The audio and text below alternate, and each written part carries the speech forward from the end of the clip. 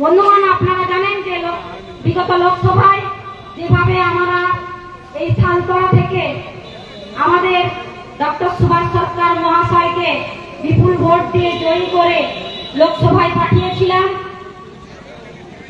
আগামী দিনেও যে লোকসভা ভোট 2024-এর যে ভোট, সেই ভোটেও আমরা আশা রাখছি আমাদের থালতলা বিধানসভা থেকে আমরা যে ভোট দিয়েছিলাম উপহার, তার থেকেও বেশি ভোট দিয়ে ওনাকে জিতিয়ে আমরা লোকসভার ক্যান্ডিডেট করব তথা বাঁকুড়ার প্রত্যেকটি বিধানসভা থেকে বিপুল ভোটে জয়ী হয়ে উনি লোকসভায় আবার দ্বিতীয়বারের জন্য সাংসদ হবেন।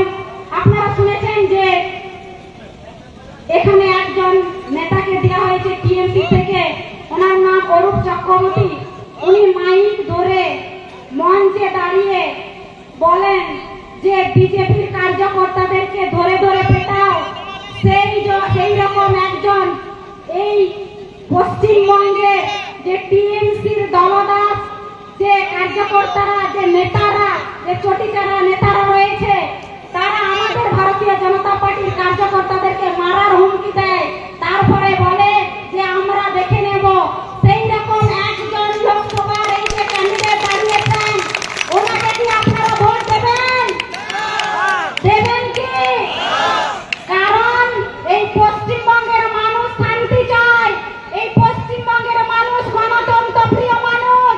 আমরা দেখেছি যে পঞ্চায়েত ভোটে কিভাবে এই হারমাদ বাহিনীরা ভোটকে লুট করেছে, আর আপনারা এটাও দেখেছেন যে গণনার দিন কিভাবে আমাদের কার্যকর্তার উপর অত্যাচার হয়েছে, কিভাবে আমি যে গাড়িটা এই এলাকায় ঘোরার জন্য ভাড়াতে নিয়েছি, সেই গাড়িটাকে কিভাবে ভেঙে দেওয়া হয়েছে।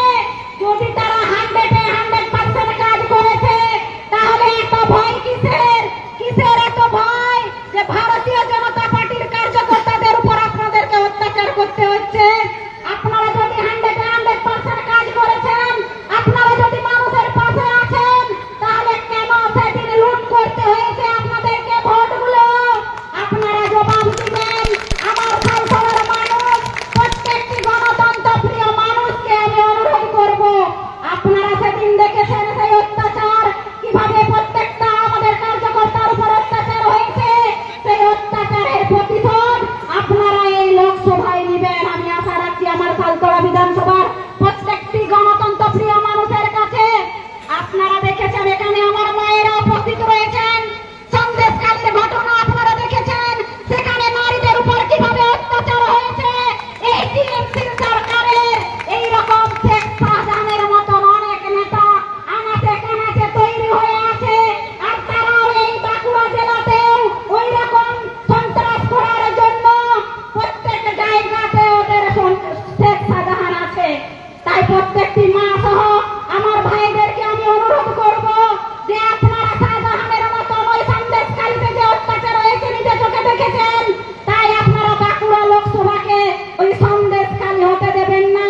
আপনাদের কাছে আমার করজোরে অনুরোধ, প্রত্যেকটি মায়ের কাছে আমার অনুরোধ, যেভাবে সন্দেশখালীর মায়েরা অত্যাচারিত হয়েছে, আপনারা লক্ষ্মীর ভান্ডারে ভুলে যাবেন না। আপনারা কিন্তু পশ্চিমবঙ্গের মা দুর্গা, মা কালী, মা সরস্বতী আপনারা দেখিয়ে দেবেন। এই লোকসভা ভোট একমাত্র ভারতীয় জনতা পার্টি আশীর্বাদ হয়ে ওই দিল্লির মসনদে গিয়ে তৃতীয়বারের জন্য আমাদের প্রধানমন্ত্রী নরেন্দ্র দামোদর দাস মোদীজি আবার প্রধানমন্ত্রী হবেন, 400 সিট নিয়ে উনি জয়ী হবেন।